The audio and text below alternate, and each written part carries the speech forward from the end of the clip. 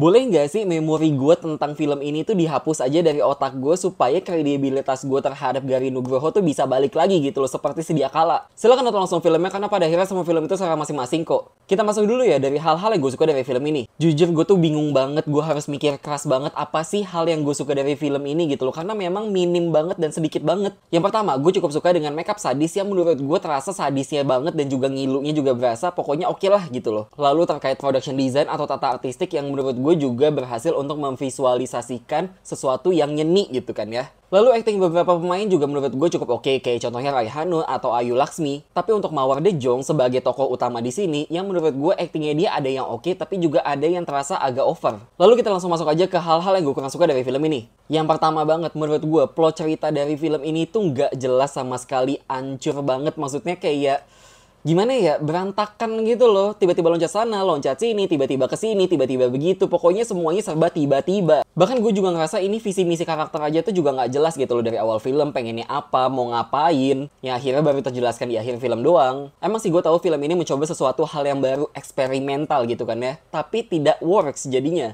Bahkan gue mikir gitu loh, ketika film ini dikasih bumbu plot twist dengan dialog-dialog puitis yang agak ketinggian, tapi yang pada akhirnya itu cuma bikin penonton pusing doang gitu loh. Bahkan nggak tahu ini fokusnya mau ngomongin soal apa dan gimana. Apalagi karena di awal film kita dijelasin banget nih dengan sesuatu yang rasional banget gitu kan ya, tentang kasus-kasus pembunuhan yang terjadi di dunia nyata. Tapi makin ke belakang kok ini malah berubah jadi kayak supranatural gitu loh. Jadi gue agak bingung aja sih, image film ini tuh seakan pengen nunjukin sisi psikopat gitu kan ya, tapi ternyata di belakang-belakang ya ujungnya setan juga. Lalu juga ngomongin soal sinematografi yang menurut gue ini biasa banget dibandingkan film-film Gary Nugroho sebelumnya. Ini tuh kayak estetika gambarnya ya udah begitu doang, asal terang doang gitu loh. Lalu ngomongin soal sound dan music yang dimana banyak banget dialog-dialog ketika mereka lagi ngomong dialog penting, itu tiba-tiba dialognya tuh kagak jelas dia ngomong apaan. Entah itu suaranya karena bergema atau terlalu crispy atau sampai ketutupan suara background musiknya itu sendiri. Apalagi menurut gue permainan musik di film ini juga kayak terasa agak lebay banget gitu ya. Maksudnya padahal itu adegannya biasa aja,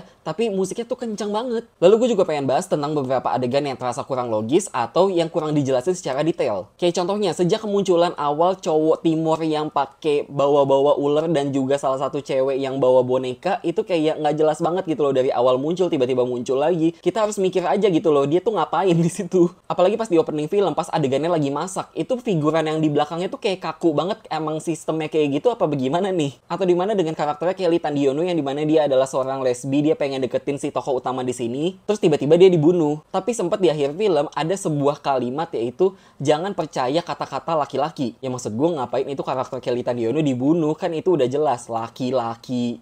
Lalu pas adegan pacarnya si Morgan mati kebakaran di pesta itu juga kayak kok nggak ditolongin, malah direkam doang gitu kan ya. Ya udahlah, mungkin itu aja pendapat gue soal film ini. Gimana menurut kalian soal filmnya?